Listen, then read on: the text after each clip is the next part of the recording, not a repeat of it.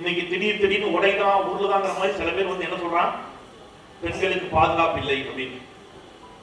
இந்தியாவில் பெண்களுக்கு பாதுகாப்பான நகரம் சென்னை என்பதை நான் சொல்லல, நீங்க சொல்லல, ஒன்றிய அரசினுடைய NCRB ரிப்போர்ட் சொல்லுகிறது. இந்தியாவில் பெண்களுக்கு பாதுகாப்பான நகரம் சென்னை. மதுரவாழி, எனக்கு மதுரவாழி இப்ப வீடு, டெய்லி உள்ளபடியே சொல்றேன், எனக்கு வயிறு எரியும், அவ்வளவு கண்ணீர் வரும். மக்களுடைய வரிப்பணங்க, மக்கள் வரிப்பணம். இந்த தூண் அப்படியே மொட்டை மொட்டையா நிக்குது பாருங்க, மதுரவாழி வழியா போனவங்களுக்கு தெரியும் எப்படி இருக்குங்க. அது எப்போ போட்ட திட்டங்கள், மதுரவாழி பறக்கும் சாலைக்கு ஒரு திட்டம் ஆட்சி மாறியது, கலைஞர் கொண்டு வந்தாருங்கிற ஒரே காரணத்துக்காக அந்த அம்மா அதை அப்படியே கிடப்பில் போட்டாங்க. கொலை வழக்கில் அடையாளம், எதில் அடையாளம் காணப்பட்டிருக்காரு? கொலை வழக்கில் அடையாளம் காணப்பட்டிருக்காரு. பங்காளிகள் கூட வாழ்ந்து வந்தார் பழனிசாமி. தன் குடும்பத்துக்கும் பங்காளி குடும்பத்துக்கும் பாதை பிரச்சனையில் சண்டை மூட கொலை வரை நீண்டது. இதில் எதிர்த்தரப்பை சேர்ந்த 3 பேர் கொல்லப்பட்டனர். கொலையில் தொடர்புடையவர்கள் என தேடப்பட்டு வந்தவர்கள் தலைமறைவாகினர்.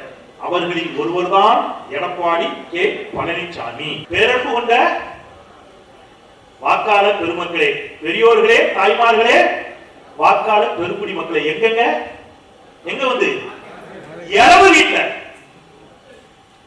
அது இரவு வீடு தானே, அப்படித்தானே இருந்துச்சு அன்னைக்கு சென்னை. இரவு வீட்டுல வந்து பேரன்பு கொண்ட பெரியோர்களே, தாய்மார்களே, வாக்காளர் பெருங்குடி மக்களே என்று சென்னையை சீரழித்து வைத்திருந்தார் அன்றைக்கு அம்மையார் செல்வி ஜெயலலிதா அவர்கள். நீங்க உங்களுடைய டே டு டே லைஃப்ல அனுபவிக்கிற எல்லா திட்டத்திலும் திமுக இருக்கிறது. காலையில போய் டேப்ப திறக்கிறீங்கல்ல, தண்ணி வருது இல்ல, குடிநீர் வடிகால் வாரியம் அமைத்து வீட்டுக்கு வீட்டு தண்ணீர் கொடுத்தவன் கலைஞர். திமுக என்ன செஞ்சதுன்னு கேட்கிறவன் நாளையில இருந்து டேப்ப மூடிடும் வேண்டாம். திமுக என்ன கிழித்ததுன்னு கேட்கிறவன் எவனும் அரசு பேருந்தா கால் வைக்காத. ஏன்னா அரசு போக்குவரத்து கழகத்தை கொண்டு வந்தவர் முத்தமிழர் டாக்டர் கலைஞர். திமுக என்ன செய்ததுன்னு கேட்கிறவன் உங்க வீட்டு பிள்ளைகள் IT பார்ட்ல வேலை பார்த்து, கம்ப்யூட்டர் கம்பெனி வேலை பார்த்து, அதை ரிசைன் பண்ணிட்டு வரப்போ எங்க ஷாடி எழுத சொல்லு, கோமியம் முடிக்க சொல்லு. இவன் இப்படிதான் பேசணும். ஓட்டு பிள்ளையா நினைச்சு மன்னிச்சு நம்ம வந்து பேசுறதுக்குள்ள போயிடலாம் அப்படின்னு நினைக்கிறேன். இப்ப எனக்கு முன்னாடி பேசுகிற பொழுது நாடாளுமன்ற உறுப்பினர் தமிழிசை பாணி ஒரு செய்தியை சொன்னார். இங்கே ஊடகங்கள் வந்திருக்கின்றன, யூடியூப்பை சேர்ந்த நண்பர்கள் வந்திருப்பார்கள். இந்த கூட்டத்தை எல்லாம் மறந்துருங்க, ஒரு ஃபார்மாலிட்டியை மறந்துருங்க, இந்த மேடையை மறந்துருங்க, இதெல்லாம் மறந்துருங்க. நீங்க எதுக்காக வேணாலும் எந்த நோக்கத்துக்காக வந்திருக்கலாம். எங்கூட்டு பக்கத்து வீட்டு அக்கா கூப்பிச்சு நான் வந்து கூட வந்திருக்கலாம். கொஞ்சம் மனம் திறந்து நான் பேசுறத கொஞ்சம் கேளுங்க. ஏன்னா இந்த 1 வருஷத்துல தேர்தல் வரப்போது, சொல்லப்படுறது சில முக்கியமான செய்தி. எனக்காக பேசல, எங்களுக்காக பேசல, உங்களுக்காக பேசுறேன். 2015ஆம் ஆண்டு சென்னையில ஒரு பெருமழை வெள்ளம் வந்துச்சு. உங்களுக்கு எல்லாம் ஞாபகம் இருக்கும்னு நினைக்கிறேன். அம்மையார் செல்வி ஜெயலலிதா அவர்கள் ஆட்சி காலம் அதை குறிப்பிட்டு பேசுறாங்க. நான் அப்போ வந்து News7 தமிழ் தொலைக்காட்சியில இருந்தேன். என் வீடு வலசரவாக்கம். தண்ணி தெருவுல ஆறா ஓடுது. வீட்டு ஓனர் வந்து அவசரமா செங்கல் எல்லாம் வச்சு கொஞ்சம் எழுப்புறாரு. நாங்கெல்லாம் ஜாலியா வாசல் இருந்து பாக்குறோம். கொஞ்ச நேரத்துல வர்றேன், வீட்டுக்குள்ள ஈரம், தண்ணியா இருக்கு. இங்க யாரும் தண்ணியை ஓடுனது அப்படின்னு தண்ணியை துடைக்கிறோம். கொஞ்ச நேரத்துல பார்த்தா திருப்பி தண்ணி.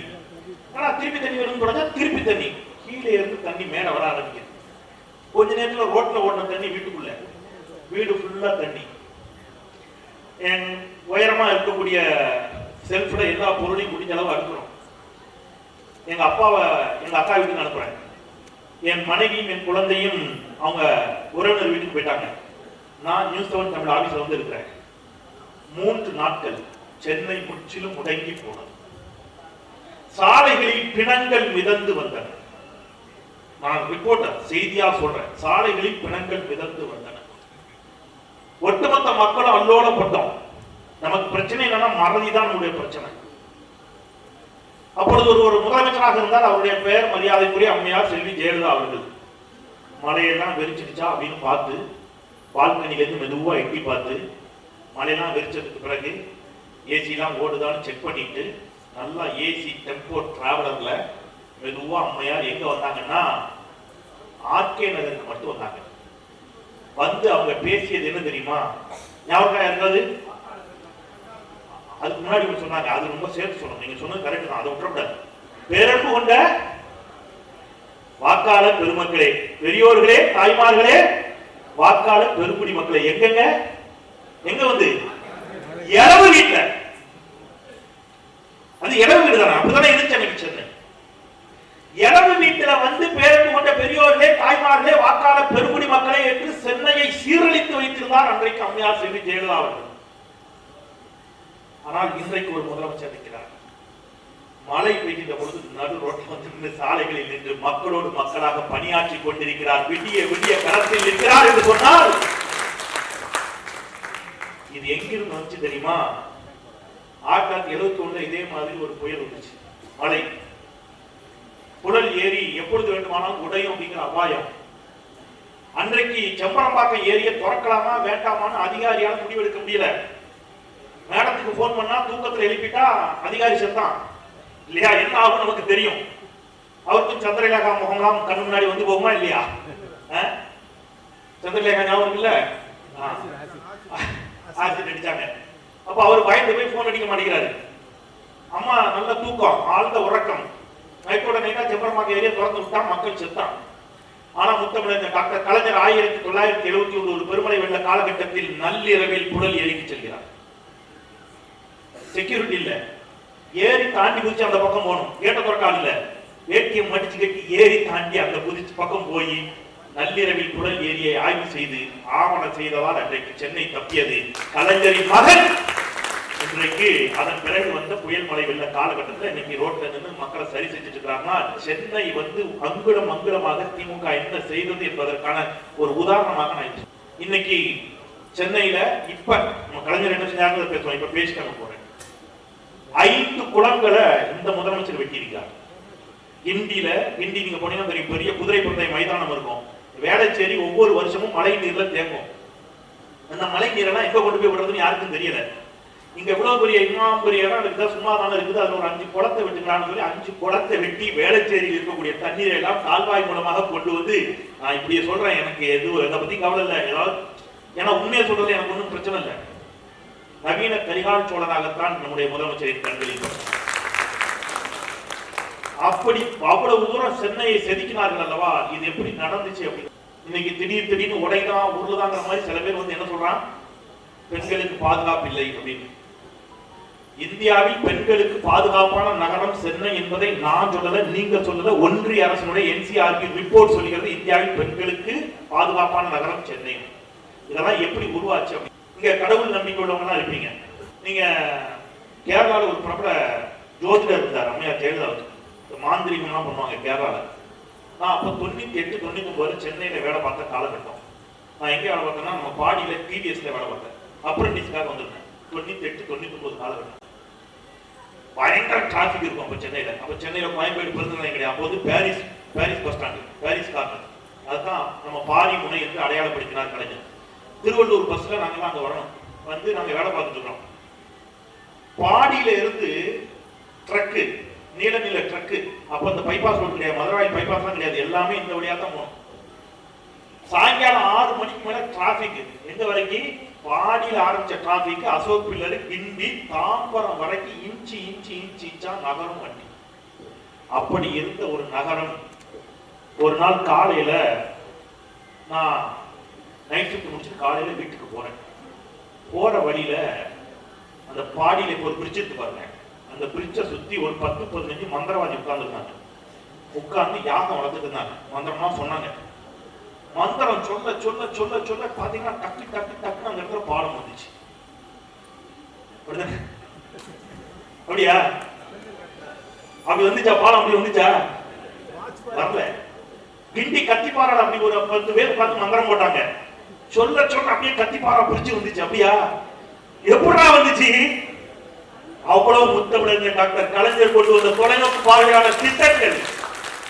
நீங்க பாடி பிரிட்ஜ்ல தொடங்கி கத்திப்பாரா பிரிட்ஜ் ஆரம்பிச்சு அத்துணை பாலங்களையும் கொண்டு வந்து போட்டதுனால இன்னைக்கு சர்வ மணி செஞ்சுட்டு இருக்கிறோம், போயிட்டு இருக்கோம். நம்ம முதலமைச்சர் சொன்னது பட்டியல் போட்டார், நாடே வியக்கும் சாதனைகள். விழாவில முதலமைச்சர் பட்டியலிட்டார், முரசொலியில. அதை நான் பத்திரப்படுத்தி வச்சிருக்கிறேன். அவர் சொன்னதை நான் அப்படியே வாசிக்கிறேன், என்னெல்லாம் பாலங்கள்னு. நீங்க யாராவது கரெக்டா பதில் சொல்லிட்டீங்கன்னா நம்ம அண்ணன் மயிலை வேலை உங்களுக்கு 500 ரூபாய் பரிசு கொடுப்பாரு. அவர் அடுத்த நிகழ்ச்சிக்கு நீ கூப்பிட மாட்டாரு, இவனை கூப்பிட்டா இவனுக்கு செலவு வைக்கிறான்ப்பா. அண்ணாமலை அம்மாளம் எந்த ஆண்டு கட்டப்பட்டது யாருக்கா தெரியுமா? 70 இல்ல, கரெக்டா சொன்னோம். 73 திறக்கப்பட்டுச்சு. சரி, 72 கேட்டீங்க. யார் சொன்னது 73? 73 அண்ணன் 50 பேர் சொல்ல. 50 பேருக்கு 500 ரூபாயா? அப்போ சரி கொடுப்பாரு, அவர் எவ்வளவு தான் கொடுப்பாரு, பிரச்சனை இல்லை. அண்ணனுக்கு 500 ரூபாய் கண்டிப்பா கொடுத்துடலாம், பிரச்சனை இல்லை. ரைட், ஆனா அவருக்கு 500 ரூபாய் கொடுக்கணும். அப்ப இன்னைக்கு வருஷம் என்ன ஆச்சு? 1973 இன்னைக்கு எத்தனை வருஷம் ஆச்சு? நான் மேக்ஸ்ல இருக்கு, யாராவது சொல்லுங்க. 52 வருஷமா ஒரு பாலம் கம்பீரமா நிக்குது. 5 வருஷத்துக்கு முன்னாடி கட்டினா பிஜேபி பாலம் பொத்து பொத்து பொத்து பொத்து இடிக்குது. மோர்சி பாலம்னு குஜராத்ல நூத்துக்கணக்கான மக்கள் செத்து போயிட்டான், பாஜக கட்டின பாலம். பீகார்ல ஒரே நாள்ல அடுத்தடுத்து பாலங்கள் இடிந்து விடுது, 15 பாலம் இடிஞ்சு விடுது, பொத்து பொத்து பொத்து பொத்துன்னு. 50 வருஷத்தை தாண்டி ஒரு பாலம் கம்பீரமாக நிற்கிறதே எப்படி? இங்க ஆரம்பிச்சது அந்த அண்ணா மேம்பாலத்தில் ஆரம்பிச்சு முதலமைச்சர் வந்து அடுக்கிறார் என்னென்ன பாலங்கள் அப்படின்னு. நான் அதெல்லாம் சொல்றேன் உங்களுக்கு வரிசையா, மூச்சு வாங்க கேட்டாலே. அண்ணா மேம்பாலம், கத்திப்பாரா மேம்பாலம், கோயம்பேடு மேம்பாலம், பாடி மேம்பாலம், மீனம்பாக்கம் பாலம், மூலக்கடை பாலம், மேற்கு அண்ணா நகர் பாலம், யாசர்பாடி பாலம், பீட்டர்ஸ் ரோடு, வெஸ்டாடு சாலை மேம்பாலம், பீட்டர்ஸ் ரோடு, சாண்டா ஸ்மித் சாலை மேம்பாலம், சர்தார் பட்டேல் சாலை, காந்தி மண்டபம் சாலை மேம்பாலம், டிடிகே சாலை, ஆர்கே சாலை மேம்பாலம், டவுட்டன் சந்திப்பு மேம்பாலம், பாண்டியன் சாலை, காசா மேஜர் சாலை மேம்பாலம், டிடிகே சாலை, சிபி ராமசாமி சாலை மேம்பாலம், சர்தார் பட்டேல் சாலை, எஸ்பி சாலை மேம்பாலம், எம்கேபி நகர் மேம்பாலம், பெரம்பூர் முரசொலி மாறன் மேம்பாலம், பெரம்பூர் லோகோ ஒர்க்ஸ் பாலம், தங்க சாலை மணிக்கூண்டு பாலம், ஆர்கே நகர் காக்ரேன் பேசின் பாலம், ஜிகே மூப்பனார் மேம்பாலம், ரங்கராஜபுரம் மேம்பாலம், உஸ்மான் ரோடு மேம்பாலம், கோடம்பாக்கம் பாலம், ஆலந்தூர் மிசா ஆபரகம் மேம்பாலம், கோபதி நாராயண சாலை மேம்பாலம், மேத்தா நகர் மேம்பாலம், இந்திரா நகர் பாலம், மேயர் சித்திபாபு மேம்பாலம். இன்னும் நிறைய இருக்கிறது, இறைக்கிறது எனக்கு இன்னும் அவ்வளவு இருக்கிறது சொன்னவர் முதலமைச்சர். இவ்வளவும் ஒரு இவ்வளவு கெட்டதுக்கு அப்புறம் இந்த அம்மா ஒண்ணு பண்ணாங்க. ஆனா அந்த அம்மா எதுவும் பண்ணலையா சொல்றாரு. என்ன பண்ணாங்கன்னா என்ன சொல்றதுன்னு தெரியாம அவங்க ஊடக வழக்கில் தண்டிக்கப்பட்டவங்க கோபத்துல ஆட்சிக்கு வந்த உடனே நம்ம தலைவரை நள்ளிரவு கைது பண்ணாங்க. கைது பண்ணி இந்த பாலத்துல ஊழல்னு சொல்லணும், இதை போய் எப்படியாவது கண்டுபிடிங்கன்னாங்க. அதுக்கு ஒரு புத்திசாலி போலீஸ் ஆபீசரை போட்டாங்க. நம்ம பாலத்தை கட்டிட்டோம், அந்த பாலம் இன்னி வரைக்கும் அப்படியே நிக்குது. ஜெயலலிதா ஆட்சியில் அந்த போலீஸ்காரங்க போய் அந்த பாலத்தை பரிசோதனை பண்ணாங்க. எப்படி தெரியுமா? இந்த ஷூ காலை வச்சு டொப்பு நீச்சு பார்த்தாரு போலீஸ்காரர். என்ன சார் பண்றீங்கன்னு கேட்டோம். பாலம் வந்து பாதுகாப்பா இருக்கான்னு செக் பண்ணேன் சார். ஜெயலலிதா மேடம் இந்த வழியா தான் போவாங்க, அவங்க போகும்போதே அந்த வெயிட்டே தாங்கிச்சு. தட் மீன்ஸ் கான்வாய், அவ்வளவு கான்வாய் போகும். நீங்க எதுவும் தப்பா எடுத்துக்க கூடாது, நான் நாகரிகமா பேச முடியுவேன். அவ்வளவு வெயிட்ட தாங்கின மேம்போல நீங்க புடிச்சு கால மிதிச்சா உடஞ்சிட போதும். ஜெயலலிதா போய் சேர்ந்து விட்டார், அம்மையார் மறைந்து விட்டார். இன்னமும் கலைஞர் கட்டிய பாலங்கள் கம்பீரமாக நின்று கொண்டிருக்கின்றன. உலக நகரமாக சென்னை ஒரு நாளில் உருவாகவில்லை நண்பர்களே, ஒரு நாள்ல உருவாக. ஹிந்தி படிச்சா வேலை கிடைக்குமா? ஹிந்தி படிச்சா வேலை கிடைக்குமா? ஹிந்தி படிச்சா வேலை கிடைக்கும். எங்க கிடைக்கும்? தமிழ்நாட்டில் கிடைக்கும். இன்னைக்கு ஹிந்தி படிச்சவனா எங்க வந்துகிட்டு இருக்கான்? தமிழ்நாட்டுக்கு வேலை தேடி வந்து கொடுத்துருக்கா. நான் கடந்த கூட்டத்தில் கூட அதை சொன்னேன். எனக்கு ஊர் திருநெல்வேலி, இங்க இருக்கிற நண்பர்களுக்கு தெரியும், 70 வயதை கடந்தவர்களுக்கு தெரியும். அப்படின்னா யாருமே கைது பண்றாங்க, எங்களுக்கு தெரியாது சார். ஆனா 70 வயதா கிடைச்சிருந்தோமா யாரும் ஒத்துக்கிறதுக்கு தயாரா இல்லை. 1960 காலகட்டங்களில் பெரிய உணவு பஞ்சம் தமிழ்நாட்டில் இல்லையா? அப்ப வந்து கம்மஞ்சோறு, இந்த கம்மங்கூழு, இதுதான் அரிசி சோறுங்கிறதே அரிதான ஒன்று. அப்பதான் அண்ணா என்ன செஞ்சாரு? 3 படி லட்சியம் 1 படி நிச்சயம் ஒண்ணு சொன்னார். அண்ணா ஆட்சிக்கு வருகிறார். 2 ஆண்டுகளில் காலம் அவர் அழைத்துக் கொண்டது. 1969 நம்முடைய முதலமைச்சர் கலைஞர் பொறுப்பேற்கிறார் முதலமைச்சராக. அந்த காலகட்டத்தில் எங்க ஊர்ல எல்லாம் பெரிய பஞ்சம், பட்டினி. எங்க ஊர்ல இருந்து எங்க வேலைக்கு போவாங்கன்னு கேட்டீங்கன்னா பாம்பே. இன்னைக்கு மும்பை, அன்னைக்கு பாம்பே. அங்க போய் என்ன செய்வோம் அப்படின்னு கேட்டீங்கன்னா இட்லி வியாபாரம், டாக்ஸி ஓட்டுறது, பெப்சி கோலா ஐஸ் வியாபாரம், இதெல்லாம் பண்ணுவாங்க. நீங்க எங்க ஊர்ல இருந்து அந்த அண்ணன்லாம் பாம்பேல இருக்கிறான்னா, எங்களுக்கு பாம்பேல இப்ப வெளிநாடு தானே அப்படிதான் நம்ம நினைப்போம்.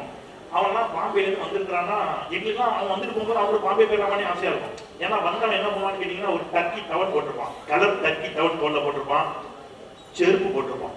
ஏன்னா 70கள் உண்மையிலே நாங்களாம் செருப்பு போடல, செருப்பு போட்டிருப்பான். அப்படிதான் இருந்துச்சு காலம். கையில சிகரெட் வச்சிருப்பான். எங்க ஊர்ல அந்த வயசுல இருக்கிற அண்ணன்மாரெல்லாம் பீடி குடிப்பான், இவன் சிகரெட் வச்சிருப்பான். வீட்டுல அவன் வீட்டுல மட்டும்தான் டேப் ரெக்கார்டர் இருக்கும். ஏன்னா பாம்பேல டேப் ரெக்கார்டர் வாங்கிட்டு இருப்பான். டேப் ரெக்கார்டர்ல என்ன பாட்டு ஓடும் அப்படின்னு கேட்டீங்கன்னா ஹிந்தி பாட்டா ஓடும். அதெல்லாம் ஓடும், இதெல்லாம் ஓடும். அப்புறம் அவன் வந்து என்ன பண்ணுவான்னு கேட்டீங்கன்னா குளிக்க போவான். அங்க குளம் உண்டு, குளத்துக்கு நாங்கெல்லாம் போவோம். நாங்க சும்மா போவோம். அவன் வந்து சோப்பு டப்பா எடுத்து வருவான். எங்களுக்கு அவன் வச்சு சோப்பே ஆச்சரியமா இருக்கும். ஏன்னா உண்மையிலே 70கள சோப்பு போட்டு எத்தனை பேர் குளிச்சிருப்பான் இல்லையா? அவன் லட்ச சோப்பு வச்சிருப்பான். அப்படிங்கிற மாதிரி நமக்கு இருக்கும். ஒரு வாரம் போகும். அன்னைக்கு கொண்டு வந்த காசெல்லாம் காலி ஆயிடும். அன்னைக்கு கொண்டு வந்த காசு காலி ஆயிடுச்சு எங்களுக்கு தெரியும். எப்படி தெரியும்னா, வீட்டுல ஹிந்தி பாட்டு நின்றுட்டு வில்லு பாட்டு ஓட ஆரம்பிக்கும். ஆயாண்டி சுடலையவன் அப்படின்னு ஆரம்பிக்கும். ரைட்டு, அன்னைக்கு கொண்டு வந்த காசு காலி. கையில சிகரெட்டுக்கு பதில் பீடி வரும். ரைட்டா, வீட்டுல மானங்கட்டு அறுப்பு விடும். சனியனை இந்த உயிர் எடுத்துட்டு போக வேண்டியதான வேலைக்குன்னு அவங்க அம்மா திட்ட ஆரம்பிப்பாங்க. அண்ணன் கிளம்பிடுவான். இப்படி இருந்த காலகட்டம். இங்கிருந்து வறுமையின் காரணமாக மும்பைக்கு ஹிந்தி தேடித்தான் போய் வேலை தேடி எதையாவது பொழைச்சிக்கலாம் இருந்த காலகட்டம் மாற்றப்பட்டு ஹிந்திக்கார அத்தனை பேரும் பசியையும் பஞ்சத்தையும் பட்டினியையும் போக்கிக் கொள்வதற்காக தமிழ்நாட்டுக்கு படையெடுத்துக் கொண்டிருக்கிறார்களே. இது ஒரே நாளில் நடந்ததா? எவ்வளவு பெரிய இது எங்கேருந்து நடந்துச்சு, எப்படி சாத்தியமாச்சு? அந்த ஸ்டோரியை சொல்லிட்டு நான் சுருக்கமா சென்னைக்குள்ள வந்து முடிச்சுட்டு முனைவர் பள்ளி விட்டுருக்கேன். நீங்க அரிசி முதல்ல கலைஞருக்கு இருந்த சவால் உணவு தானிய உற்பத்தி, பசி பஞ்சம் பட்டினி. நீங்க அரிசி எங்க உற்பத்தி பண்ணுவீங்க? இன்னைக்கு திடீர்னு சில நடிகர்கள்லாம் வர்றாங்க, அவர்களுக்கு அந்த வரலாறு தெரியணும். அரிசி எங்க கொண்டு போய் உற்பத்தி பண்றது? கம்ப்யூட்டர் இல்லையா, சிப்காட் தொழிற்பேட்டையா? எங்க? வயல், நிலம் வேணும். இப்ப முதல்ல நிலம் வேணும். நிலம் பகிர்ந்து கொடுக்கப்பட வேண்டும். நிலம் யார்கிட்ட இருக்கு? நிலம் பெரும் முதலாளிகளிடம் இருக்கிறது. முதல்ல கலைஞர் என்ன செய்யறாரு? அந்த நிலத்தை கையில் எடுக்கிறதுக்கு ஒரு சட்டம் கொண்டு வராரு. நில உச்ச வரம்பு சட்டத்துல ஒரு சீர்திருத்தம் கொண்டு வருகிறார். தமிழ்நாட்டில் அடையாளம் காணப்படக்கூடிய, அதாவது யாருக்கும் சொந்தம் இல்லாத இடங்கள் எவ்வளவு இருக்குதுன்னு கணக்கிடுறாரு. 2 லட்சம் ஏக்கர். இந்த 2 லட்சம் ஏக்கர் நிலங்களை அடையாளம் கண்டு 2 லட்சம் நிலம் இல்லாத ஏழை விவசாயிகளுக்கு கொடுத்த ஒரு மாபெரும் புரட்சியாளர் முத்தமிழர் டாக்டர் கலைஞர். இப்ப நிலத்தை கொடுத்தாச்சு. இப்ப நிலத்துல சும்மா பயிர் முளையுமா? தண்ணி வேணும். தண்ணிக்கு என்ன பண்றது? தண்ணிக்கு 2-3 வழி. ஒண்ணு, நீங்க ஆத்து தண்ணி வச்சுனா அதை அணை கட்டி கொடுக்கணும். கிணத்து தண்ணினா பம்பு செட் வச்சு இறக்கணும். அப்பெல்லாம் பம்பு செட் கிடையாது, இந்த ஏத்தம் தான். இந்த விஜயகாந்த் படத்துல எல்லாம் பார்த்திருப்பீங்க, ஏத்தம்யா ஏத்தம், அந்த ஏத்தம் தான். அதை கொண்டு எவ்வளவு தான் நீங்க உற்பத்தி பண்றது அரிசிய? அதுவும் முடியாது. அப்புறம் அன்னைக்கு இருந்த அரிசி ரகங்கள், நீங்க ஒரு ஏக்கருக்கு இவ்வளவுதான் விளையும். என்னெல்லாம் நீங்க சும்மா நினைச்சிட்டீங்க கலைஞரை. நான் ஒரு பத்திரிகை காலத்துக்கு எதுக்கு இன்னைக்கு இந்த மேடையில நான் சொல்றேன், நான் கட்சியில எம்எல்ஏவா, கட்சியில பொறுப்புல இருக்கேன், கட்சி கார்டு கூட கிடையாது. ஏன் கலைஞருக்காக உருகி பேசிட்டு தெரியுமா? நன்றி இல்லைன்னா அவன் மனுஷனே கிடையாது. அந்த ஒன்றுதான் நன்றி உணர்வு. ஒரு புதிய நெல் ரகத்தை கண்டுபிடிக்கிறார். விஞ்ஞானிகளை கூப்பிடுறாரு, வேளாண் விஞ்ஞானிகளை அழைக்கிறார். 5008 ஒரு நெல் ரகம், அது ஏக்கருக்கு அபரிமிதமான உற்பத்தியை கொடுக்கும். அந்த நெல் ரகத்தை கண்டுபிடிச்சு நீ கேட்கறாங்களா சில பேர், கலைஞர் அணைக்கட்டு கட்டினாரான்னு. 42 அணைக்கட்டுகளை கட்டிய ஒரே தலைவர் முத்தமிழர் டாக்டர் கலைஞர். 42 அணைக்கட்டுகளை கட்டுறாரு. அப்போ அணைக்கட்டுகளின் மூலம் போற பாசனம் ஒரு பக்கம் போயிடுது. இன்னொரு பக்கம் கிணறு வச்சிருக்கிறவங்களுக்கு, ஆழ்குழாய் கிணறு வச்சிருக்கிறவங்களுக்கு கரண்ட் இருந்தா தான் மோட்டர். அவன் கரண்ட் மோட்டர் வைக்க ரெடி, பட் கரண்ட் பில்லு கட்ட ரெடி இல்லை. இலவச மின்சாரம்.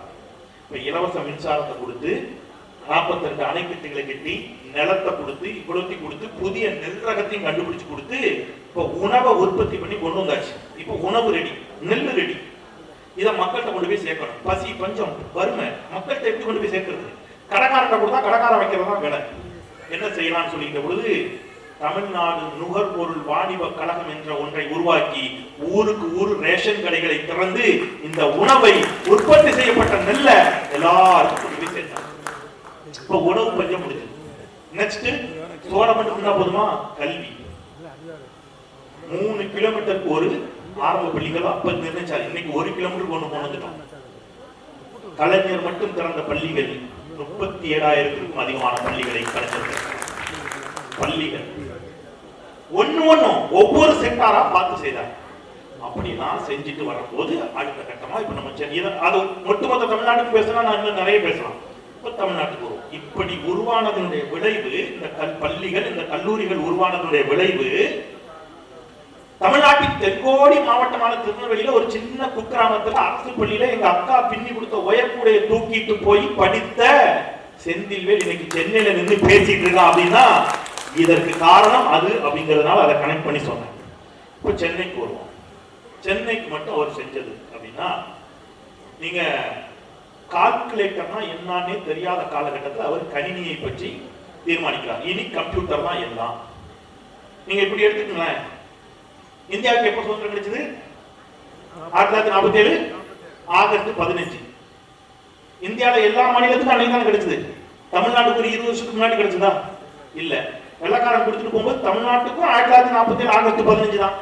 உத்தரப்பிரதேசத்துக்கும் 1947 ஆகஸ்ட் 15 தான். சுதந்திரம் கொடுத்து சென்ற பொழுது இந்தியா பொருளாதாரத்தில் இந்தியாவில் இருக்கக்கூடிய மாநிலங்களில் கடைசியில இருந்து 2வது இடத்துல இருந்துச்சு. இன்னைக்கு முதலில் இருந்து 2வது இடத்துல நாம இருக்கிறோம் அப்படின்னு சொன்னா இது எங்கிருந்து சாத்தியமாச்சு? அப்போ ஒரு விஷயத்துக்கு வராரு. ஓகே, சிப்கோலாம் சகோதரி சொன்னாங்க. கணினி கால்குலேட்டர்னா என்னன்னே தெரியாத காலகட்டத்தில் 96 அவர் முதலமைச்சராக பொறுப்பேற்கின்ற பொழுது இனி கணினி யுகம் என்பதை முன்னறிந்து டாக்டர் பூங்கோதை ஆலடி அருணா அவர்களை தகவல் தொழில்நுட்ப அமைச்சரா நியமித்து போய் கம்ப்யூட்டர் கம்பெனி எல்லாம் பேசி தமிழ்நாட்டுக்கு கூட்டிட்டு வாங்க. அப்போ உங்கள பல பேருக்கு நினைவு இருக்கும், எனக்கு தான் நினைவு இருக்கு. நான் 98 வேலை பார்த்தேன். மத்திய கைலாஸ் பகுதி, மத்திய கைலாஸ் இறங்கி அங்க நடந்து போனோம்னா அப்போ அந்த ஒரே காடா இருக்கும், அங்க போறதுக்கே ரோடு கிடையாது. அந்த பக்கம் அப்பதான் அந்த பறக்கும் ரயில் வேலை நடந்துச்சு. பறக்கும் ரயிலும் தலைவர் தான் கொண்டு வந்தார். இந்த நம்ம இப்போ போத எலக்ட்ரிக் ட்ரெயின் பறக்கும் ரயில், அதுவும் தலைவர் கொண்டு வந்த திட்டம் தான். அப்ப வேலை நடந்துட்டு இருக்கிற காலகட்டம். அந்த சாலை இன்னைக்கு போய் பாருங்க, ராஜீவ் காந்தி சாலை எப்படி விழிக்கிறது. அந்த சாலை சும்மா நைட்டில் சும்மா அப்படி டிராவல் பண்ணி பாருங்க. சிங்கப்பூர்ல இருக்கோமா, துபாயில இருக்கோமா, அமெரிக்கால இருக்கோமா, லண்டன்ல இருக்குமா, சென்னையில இருக்குமான்னு உங்களுக்கு டவுட் வரும். அப்படி மாறி இருக்கிறது என்று சொன்னால் அவ்வளவு தகவல் தொழில்நுட்ப கம்பெனி அங்க அழைச்சிட்டு வந்து டைடல் பார்க்க அங்க கொண்டு வந்து வச்சு இப்ப எல்லாம் கம்பெனி வந்துருச்சு. எனக்கு வேலைக்கு ஆள் வேணுமே, மேன் பவர் வேணுமே, நம்ம பசங்களை அனுப்பணும். மாவட்டம் தோறும் ஒவ்வொரு ஊர்களிலும் நகரங்களிலும் சிறு நகரங்களிலும் அரசு மற்றும் தனியார் கலை கல்லூரிகளை திறந்து கம்ப்யூட்டர் சயின்ஸ் கல்வியை கொடுத்து வாங்கடா எல்லாரும் வேலைக்கு கூட்டு வந்து எல்லாருக்கும் கம்ப்யூட்டர் கம்பெனில வேலை கொடுத்தா நம்ம பையன் கம்ப்யூட்டர் கம்பெனில உட்காந்துட்டு நம்ம அக்கா நாடாளுமன்ற உறுப்பினர் சொன்ன மாதிரி ஃபேஸ்புக் அக்கௌண்ட்டை திறந்து வச்சுட்டு திராவிடம் என்ன கிழித்தது நான் இவன் எல்லாம் எங்கேயா கடலை கொண்டு போய் தரலாம் என்ன வயிறு கேட்கிறேன் சீரியஸா. என்ன செஞ்சோங்கிறதே தெரியாம ஒரு தலைமுறை உருவாகி நடிகர்களின் பின்னால் மட்டுமே ஒரு தலைமுறை உட்கார்ந்துட்டு இருக்கணும். அவன் இன்னும் எதை கலத்திட்டு அடிக்கிறது கோபம் வருது இல்ல. இவ்வளவு செய்யாம தான் நீங்க படிச்சீங்களா? எங்க இருந்து வந்தீங்க?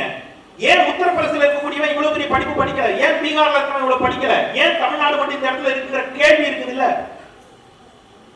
அப்ப நான் சொன்ன மாதிரி Parrys bus stand, Parimunai, Koyambedu bus stand உருவாக்குனார். சும்மாவா? கோயம்பேடு பேருந்து நிலையம் தான் ஆசியாவிலேயே மிகப்பெரிய பேருந்து நிலையம் அவர் கட்டியிருந்த பொழுது. ஆசியாவிலே, இந்தியாவில் ஆசியாவிலேயே அண்ணா மேம்பாலம் அவர் கட்டுகின்ற பொழுது இந்தியாவில் 3வது மேம்பாலம் அது. தென்னிந்தியாவில் முதல் மேம்பாலம், இந்தியாவில் 3வது மேம்பாலம்.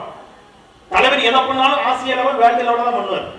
அவ்வளவு பெரிய கோயம்பேடு மார்க்கெட் எல்லாத்தையும் செலுத்தினார். பார்த்து பார்த்து பார்த்து பார்த்து ஐடி பார்க் கொண்டு வந்தாரு. நீங்க வந்து பயோ டெக்னாலஜி பார்க் ஒண்ணு கொண்டு வந்தார் சிறுதாவூர்ல 20 ஏக்கர். கடல் நீரை குடிநீராக்கும் திட்டத்தை கொண்டு வந்தாரு. எல்லாம் கொண்டு வந்தார். மதுரை, எனக்கு மதுரவாயில் இப்ப வீடு, டெய்லி உள்ளபடியே சொல்ல எனக்கு வயிறு எரியும். அவ்வளவு கண்ணீர் வரும். மக்களுடைய வரிப்பணங்க, மக்கள் வரிப்பணம். இந்த தூண் அப்படியே மொட்டை மொட்டையா நிக்குது பாருங்க. மதுரவாயில் வழியா போனவங்களுக்கு தெரியும் எப்படி இருக்குங்க. அது எப்ப போட்ட திட்டங்கள். மதுரவாயில் பறக்கும் சாலைக்கு ஒரு திட்டம் ஆட்சி மாறியது. கலைஞர் கொண்டு வந்தாருங்கிற ஒரே காரணத்துக்காக அந்த அம்மா அதை அப்படியே கிடப்ப போட்டாங்க. அவ்வளவு பெரிய தலைமைச் செயலகத்தை கட்டினார். எவ்வளவு பெருசு அது. அந்த அம்மா வந்து அதை ஹாஸ்பிட்டலா மாத்திட்டாங்க. இங்க சில புத்திசாலி கேட்கிறான், ஹாஸ்பிட்டல் நல்லது தானே? ஹாஸ்பிட்டல் நல்லதா? உங்க அம்மா கட்டிருக்கணும்னா எங்க ஐயா கட்டினதை எல்லாம் மாற்றி வச்சுக்கிய. இந்த வாஸ்து படித்தவன் அந்த வீட்டெல்லாம் மாத்துவான். நீங்க கக்கூச டைனிங் ரூம் மாத்துவீங்களா? அது அதுக்குன்னு ஒண்ணு இருக்குல்ல. பூஜை ரூமுக்குன்னு ஒண்ணு இருக்கு, கக்கூசுக்கு ஒண்ணு இருக்கு, டைனிங் ரூமுக்கு ஒண்ணு இருக்கு, பெட்ரூமுக்கு ஒண்ணு இருக்கு, தலைமைச் செயலகத்துக்கு ஒண்ணு இருக்கு, ஹாஸ்பிட்டலுக்கு ஒண்ணு இருக்கு. நீ ஏன் தலைமைச் செயலகத்துக்கு ஹாஸ்பிட்டல் மாத்தி வச்ச? கேள்வி கிடையாது. பரவாயில்ல, மக்கள் அதை பயன்படுத்த தொடங்கி விட்டார்கள். கலைஞர் கட்டிய திட்டம் என்பதாலேயே ஆட்சி மாற்றம் ஏற்பட்டவுடன் அங்கே தலைமைச் செயலகம் செயல்படும் என்று நான் வரைக்கும் நம்பியிருந்தேன்.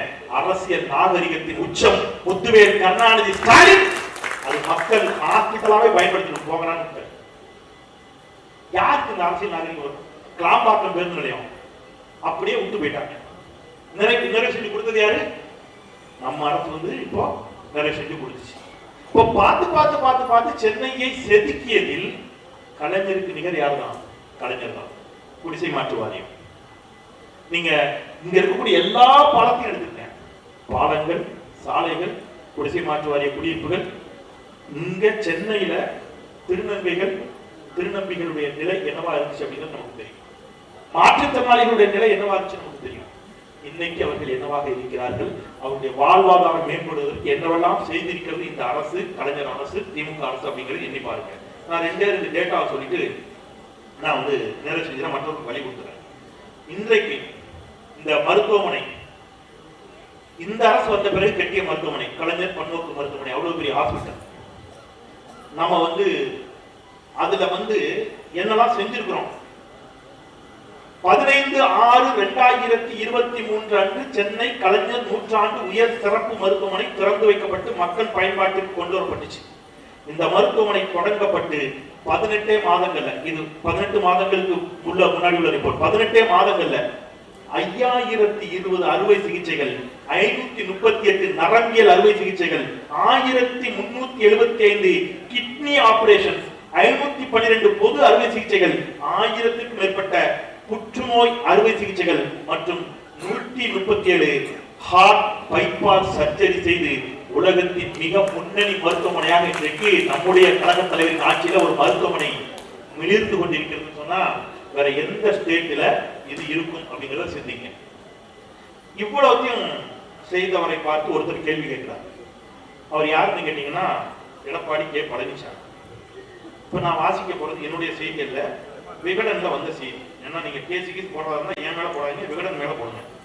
விகடன்ல வந்து செய்தி சொல்றேன், கேஸுக்கு பயப்படுற ஆள் இல்ல, பட் இருந்தாலும் சொல்றேன். எடப்பாடி கே பழனிசாமி யார் கேள்வி கேட்கிறாங்க, யார் வந்து கேள்வி கேட்கிறான் அப்படின்னு. தமிழ்நாட்டின் 13வது முதலமைச்சராக பதவியேற்று இருக்கிறார் எடப்பாடி கே பழனிசாமி. வெள்ள வியாபாரியாக வாழ்க்கையை தொடங்கியவரை அரசியல் தொழில் அதன் உச்சத்துக்கு உயர்த்தி இருக்கிறது. அரசியல் மூலம் பரவலாக அறியப்பட்டதற்கு முன்னரே எடப்பாடி கே பழனிசாமி ஒரு கொலை வழக்கில் அடையாளம் காணப்பட்டு அந்த பகுதியில் அதிமுக அறிமுகமானவர். ஒரு கொலை வழக்கில் அடையாளம் காணப்பட்டிருக்காரு, கொலை வழக்கில் அடையாளம் காணப்பட்டிருக்காரு. பங்காளிகள் கூட வாழ்ந்து வந்தார் பழனிசாமி. தன் குடும்பத்துக்கும் பங்காளி குடும்பத்துக்கும் பாதை பிரச்சனையில் சண்டை மூட கொலை வரை நீண்டது. இதில் எதிர்த்தரப்பை சேர்ந்த 3 பேர் கொல்லப்பட்டனர். கொலையில் தொடர்புடையவர்கள் என தேடப்பட்டு வந்தவர்கள் தலைமறைவாகினர். அவர்களில் ஒருவர்தான் எடப்பாடி கே பழனிசாமி. கட்ட பஞ்சாயத்து சமரசத்தால் சாட்சிகள் பல்டி அடிக்க வழக்கு தள்ளுபடியாகி கொலை வழக்கில் இருந்து மீண்டு வந்தனர் எடப்பாடி பழனிசாமி தரப்பினர். இது விகடன் செய்தி. இந்த எடப்பாடி பழனிசாமி யாரை பார்த்து கேள்வி கேட்கிறார் என்றால் இந்த ஒரு வரியை சொல்லிவிட்டு நிறைவு செய்து வருகிறேன். 28/1975 இன்றைய முதலமைச்சருக்கு திருமணம். 28 தலைவர் வெளியூருக்கு போயிருக்கிறாரு. இப்ப இருக்கிற நம்முடைய தலைவர் வெளியூர் போயிருக்கிறாரு. காவல்துறை வீட்டுக்கு போகுது இன்றைய முதலமைச்சரை கைது பண்றது. முத்தமிழர் டாக்டர் கலைஞர் சொல்லிக்கிறார், என் மகன் ஓடி ஒளிபவன் அல்ல, நீங்க போயிட்டு நாளைக்கு வாங்க, வந்துருவாங்க. அதே மாதிரி அடுத்த நாள் வருகிறார். காவல்துறைக்கு தகவல் கொடுக்கப்பட்டு வரவழைக்கப்படுகிறது. காவல்துறை வந்து கைது செய்து அவரை அழைத்து செல்கிறது. இங்க மத்திய சிறைச்சாலை புழல் கிடையாது, அங்க இருந்துச்சு. மத்திய சிறைச்சாலைக்கு கூட்டு போறாங்க நம்முடைய முதலமைச்சரை. ஒரு இருள் சூழ்ந்த நேரம். ஒரு காவல்துறை அதிகாரி அவரை எட்டி தள்ளுறாரு, போய் பொத்துன்னு விழுறாரு. நம்ம தலைவர் ஒரு உருவம் தாங்கி பிடிக்கிறது. யார் தம்பி நீங்கன்னு கேட்கிறார். கேட்டவர் திராவிடர் கழகத்தினுடைய தலைவர் ஆசிரியர் வீரமணி அவர்கள். ஐயா நான் ஸ்டாலின். தம்பி நீங்களுமா, உங்களை கைது பண்ணிட்டாங்களா? ஆமாண்ண. சரி படுக்க எதுவாக இருந்தாலும் காலையில பேசிக்கலாம். படுத்துறாங்க. காலையில இருந்து பார்த்தா அந்த ரூம்ல 2 பேர் கூட இருக்க முடியாது, ஒருத்தர் இருக்கலாம், அவ்வளவுதான் அந்த ரூம். அதுல 4-5 பேர் அடைச்சு வச்சிருக்காங்க. முக்குல 2 பானை. தலைவர் வந்து ஆசிரியர் வீரமணி அவர்கள் கேட்கிறார். இதை அவர் பதிவு பண்ணிக்கிறார் அவருடைய புத்தகத்துல. ஆசிரியர் வீரமணி அவர்களிடம் தலைவர் கேட்கிறார், இதுல 2 பானை இருக்குதானே, நம்ம காலனியை நீட்டவே இடம் இல்லையே, இதுல ஒரு பானையை தள்ளி வச்சு ஒரு பானை வச்சுக்கிட்டா போதாதான் நம்ம தண்ணி குடிக்கிறதுன்னு கேட்கிறாரு. எனக்கு அந்த பதில படிக்கும் போது உள்ளபடியே கண் கலங்கும். ஆசிரியர் வீரமணி சொன்னார், தம்பி அதில் ஒரு பானை தான் நாம் தண்ணீர் குடிப்பதற்கு, இன்னொரு பானையில் தான் நாம் அத்தனை பேரும் சிறுநீர் கழிக்க வேண்டும். ஒரு அறையில் ஒரு பானை சிறுநீர் கழிப்பதற்கு, அதன் பக்கத்திலேயே குடிநீர் பானை, அங்கேயே படுக்கணும், அங்கேயே சாப்பிடணுங்கிற மாதிரி ஒரு கொடுமையான வாழ்க்கையை மிசாவை கண்டு அஞ்சாமல் எழுந்து நின்ற ஒரு தலைவரை பார்த்து இன்றைக்கு கொலை வழக்கில் தலைவரைமான எடப்பாடி கே பழனிசாமி கேள்வி கேட்கிறார் என்று சொன்னால் இது கால கொடுமை. அதை விட கொடுமை, அவர் மிசாவில் கைதாகி சிறையில் இருந்த பொழுது இன்றைக்கு அவர் என்னை கண்டு அஞ்சி நடுங்குகிறார் என்று ஒரு நடிகர் சொல்லிக் கொண்டிருக்கிறார். அந்த நடிகர் அப்பொழுது 1.5 வயசு குழந்தையாக கையை சுத்திக்கிட்டு தவழ்ந்து கொண்டிருந்த நடிகர் என்பதை நான் சொல்லி, ஏன்னா அவர் மிசால கைதாகி உள்ள இருந்தப்ப அவருக்கு 1.5 வயசு. இப்போ ஒரு நடிகர் வந்திருக்காருல, ஸ்டாலின் என்ன பார்த்து பயப்படுறாங்க பேசுறாங்கல்ல, அவர் மிசாவை கண்டு பயப்படாமல் சிறையில் இருந்த பொழுது அந்த நடிகர் 1.5 வயது குழந்தையாக இருந்தவர். இவர்கள் எல்லோரும் வருவது தமிழ்நாட்டை சீரழிப்பதற்கு. நாம நீங்க ஒண்ணு ரொம்ப நான் சொன்னதை ஞாபகம் வச்சுக்கோங்க, போய் பேசுங்க, அதெல்லாம் விட்டுருங்க. அதை தாண்டி நீங்க உங்களுடைய டே டு டே லைஃப்ல அனுபவிக்கிற எல்லா திட்டத்திலும் திமுக இருக்கிறது. காலையில போய் டேப்பை திறக்கிறீங்கல்ல, தண்ணி வருது இல்ல, குடிநீர் வடிகால் வாரியம் அமைத்து வீட்டுக்கு வீட்டு தண்ணீர் கொடுத்தவர் கலைஞர். திமுக என்ன செஞ்சதுன்னு கேட்கிறவன் நாளையில இருந்து டேப்பை மூடிடும் வேண்டாம். திமுக என்ன கிழித்ததுன்னு கேட்கிறவன் எவனும் அரசு பேருல கால் வைக்காத. ஏன்னா அரசு போக்குவரத்து கழகத்தை கொண்டு வந்தவர் முத்தமிழர் டாக்டர் கலைஞர். திமுக என்ன செய்ததுன்னு கேட்கிறவன் உங்க வீட்டு பிள்ளைகள் ஐடி பார்ட்ல வேலை பார்த்து கம்ப்யூட்டர் கம்பெனி வேலை பார்த்து அதை விஜய் பண்ணிட்டு வர சொல்லி எங்கேயா ஷாடி எழுத சொல்லு, கோமியம் முடிக்க சொல்லு. நீங்க இப்படிதான் பேசணும், வேற வழி இல்லை, வேற வழி இல்லை. நீங்க என்ன செஞ்சது என்ன செஞ்சா எவ்வளவு செஞ்சதுக்கு அப்புறம் என்ன செஞ்சதுன்னு கேட்டா இது இவ்வளவு என்னமா செஞ்சது. திமுக என்ன செய்தது என்று கேட்பவர்கள் யாரேனும் இருந்தால் கலைஞர் காப்பி தட்டை வச்சிருக்கீங்களா, கிழிச்சு தூக்கி தூர போட்டுருங்க. உடம்பு சரியில்லையா, எங்கேயாவது போய் கை மருந்து எடுத்து சாப்பிட்டு நீங்க நினைச்சீங்க நீங்க உங்களை காப்பாத்திக்க, இல்லைன்னா எடப்பாடி பழனிசாமியோ அல்லது பாஜக ஆட்சி செய்யும் மாநிலங்களே போய் பார்த்துடுவாங்க. நான் கோபத்துல சொல்றேன், உண்மையிலே நான் கோபத்துல தான் சொல்றேன்.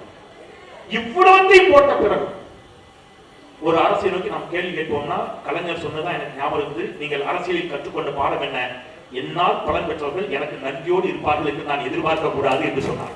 அவங்க அப்படி இருக்கட்டும், நாம நன்றியோடு இருப்போம். அவர் கண் அறுவை சிகிச்சை அப்படின்னு ஒண்ணு கொண்டு வந்தாரு. கண்ணு தெரியாதவங்களுக்குலாம், அப்போ வயசானவங்களுக்குலாம் கூட்டு போய் என்ன செஞ்சாரு, கண் அறுவை சிகிச்சை செய்து எல்லாருக்கும் கண்ணாடி மாட்டி விட்டாரு. கண்ணு தெரிஞ்ச உடனே இந்த தாத்தா பாட்டிலாம் போய் வெட்டலையில ஓட்டு போட்டாங்க. அப்ப அவர் சொல்லுவாரு, இருக்கிற தாத்தா பாட்டிலாம் கண்ணு தெரியணும், கண் அறுவை சிகிச்சை செஞ்சு கண்ணாடி மாட்டி விட்டேன், கண் தெரிஞ்சவங்க எல்லாம் போய் ரெட்டலையில ஓட்டு போட்டு வந்துச்சு பாரு. கண் இருந்தும் பார்வையற்றவர்களாக இல்லாமல் தெளிவோடு சிந்தித்து முடிவெடுப்போம். இன்னும் ஓராண்டில் தேர்தல் வருகிறது. இன்னும் மீண்டும் 7வது முறையாக திராவிட முன்னேற்ற கழகம் ஆட்சியில் அமர்த்தப்பட வேண்டும். 2.0 திராவிடம் 2.0 மலர வேண்டும் என்பதற்காக நாம் அனைவரும் களத்தில் இறங்குவோம். தமிழ்நாட்டை இன்னும் உலகத்தரத்திற்கு, சென்னையை இன்னும் உலகத்தரத்திற்கு உயர்த்துவோம் என்று சொல்லி விடைபெறுகின்றேன். நன்றி, வணக்கம்.